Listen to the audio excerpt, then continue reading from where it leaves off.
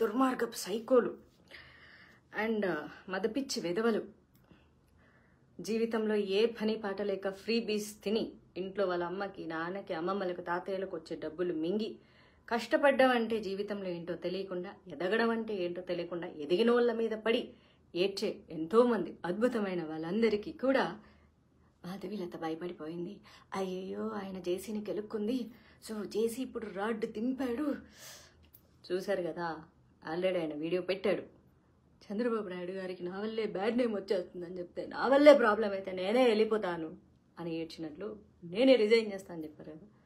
మాధవీలత ఎవరికి భయపడదు.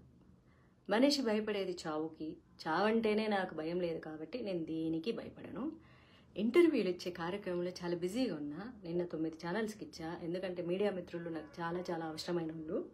నేను పోస్టులు పెడుతుంటే మీరు ఎక్కువ గింజుకోవద్దు, పచ్చ మీడియా వాళ్ళు ఎందుకు రెస్పాండ్ అవ్వలేదని. పాపం వాళ్ళు నిన్ననే రెస్పాండ్ అయ్యారు. నాకు వాళ్ళని లెగ్ పుల్ చేయడం అంటే చాలా సరదా అనమాట.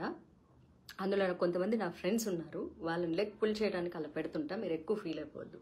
మీరు ఎవరెవరైతే పచ్చ మీడియా అనుకుంటున్నారో పాపం నిన్న మొదటి కాల్స్ వాళ్ళే చేశారు. నా వాట్సాప్ చూసుకున్నాను, చాలా కాల్స్ వాళ్ళవే ఉన్నాయి. నాకే కుదరలేదనమాట. ఇప్పుడు కూడా వేరే ఇంటర్వ్యూలు ఇస్తున్నాను, అవన్నీ ఇచ్చిన తర్వాత లైవ్లోకి వస్తా. ఓకేనా? మాధవీలతని భయపెట్టడం, మాధవీలతను తొక్కేయాలనుకోవడం అది చాలా కష్టమైన పని. నన్ను తొక్కేయాలంటే నన్ను చంపేసేయాలి, వేరే ఆప్షనే లేదు. కాకపోతే వెరీ అన్ఫార్చునేట్, నేను దానికి కూడా భయపడను. కాబట్టి ఇప్పుడే నిద్ర లేచాను అంతే. ఓకే, మనము సాఫ్ట్వేర్ జాబ్ చేస్తాం కదా, రాత్రి అంతా పనిచేసి పొద్దున పనుకొని నిద్రపోయి ఇప్పుడు లేచాను అనమాట. అందుకని నిద్ర మొహం వేసుకొని ఉన్నాను. అది ఇప్పుడే 2 ఇంటర్వ్యూలు ఇచ్చా, ఇంకా 2-3 ఇంటర్వ్యూలు ఉన్నాయి. అన్ని ఫినిష్ చేసిన తర్వాత నేను లైవ్కి వస్తాను. ఓకేనా? సో పాపం యాక్చువల్లీ ఏంటో తెలుసా, గుడ్ పీపుల్ లైవ్లోకి వచ్చి జాయిన్ అయ్యి మంచి కామెంట్స్ పెడతారు. ది బ్యాడ్ వర్స్ట్ పీపుల్ కింద కామెంట్ సెక్షన్లో ఉంటారు. నేను పబ్లిష్ చేసిన తర్వాత వస్తారనమాట. కాబట్టి ఎవరెవరైతే పండుగ చేసుకుంటున్నారో, మాధవీలత భయపడిపోయింది, మాధవీలత కరెక్ట్గా అయిందని చెప్పేసి మీ పండుగ నేను జరగనివ్వను. నేను అందుకే కావాలని కెలికి పోస్టులు పెడుతున్నా. యాక్చువల్లీ నా పాటికి నేను మాడిపోయిన మసాలా దోశ తింటూ ప్రశాంతంగా ఉన్నాను. నన్ను అనవసరంగా కెలికిన తర్వాత నేనేం చేస్తాను, రివర్స్లో మిమ్మల్ని కెలుకుతాను. నాకు హేటర్స్కి గంటకొక పోస్టు పెడుతూ ఖాళీకి కూర్చున్నాను అనుకోవద్దు. రాత్రి అన్నీ స్కెడ్యూల్ చేసి పోస్టు పడుకొని నిద్రపోయాను అనమాట. దానికి అది పోస్ట్ అయిపోతూ ఉంటుంది.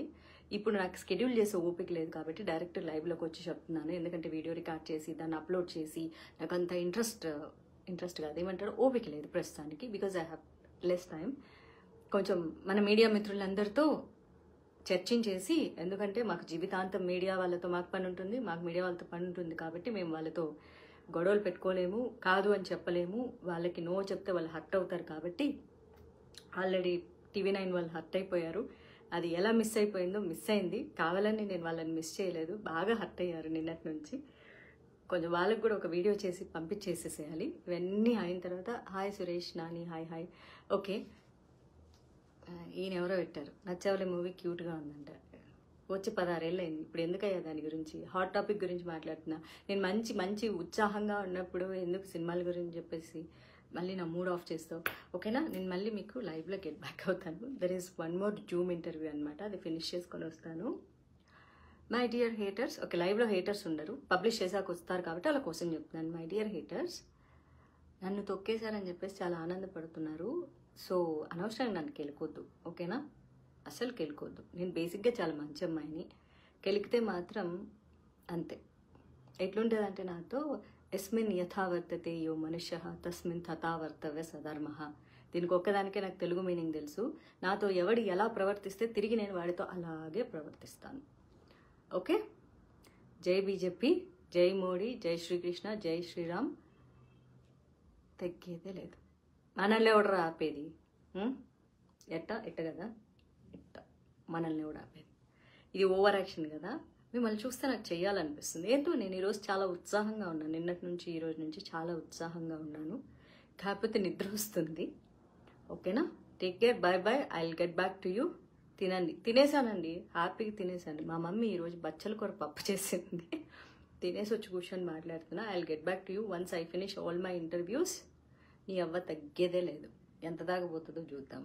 నాకైతే భయం లేదు. కాబట్టి యాజ్ ఆల్వేస్ సేస్, నేను కాంట్రవర్సీస్ చేయను. నేనేం చేసినా కాంట్రవర్సీ అవుతుంది కాబట్టి I love that. I love that అనమాట.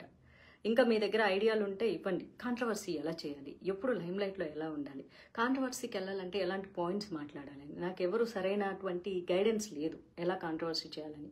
ఒకవేళ ఉండింది 24/7 నేను ఎప్పుడు కాంట్రవర్సీస్లో ఉండటానికే ఇష్టపడతాను.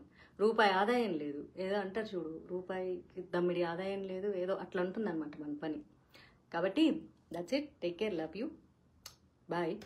ఎవరైనా బీజేపీ ఫ్యాన్స్, హిందుత్వ ఫ్యాన్స్ అంటే గిరీష్ దారుమోని అసలు మస్తు ఎక్కి దిగిండు జేసీ గురించి. ఈ రోజు వరకు ఎవ్వడు కూడా పెద్ద పెద్ద పాలిటీషియన్స్ కూడా, ఆఖరికి ఆంధ్రాలో ఉన్న మా బీజేపీ పాలిటీషియన్స్ కూడా అంత దొమ్మగా మాట్లాడలేదు. గిరీష్ అన్న ఎట్లుంటారంటే ఇట్లా బీజేపీ కార్యకర్త కాబట్టి, ఒరిజినల్ కార్యకర్తలు ఎలా ఉంటారంటే డే 1 నుంచి చేసిన నేర చరిత్రలు మొత్తం తీసి ఇట్లా బయట పెడతారు.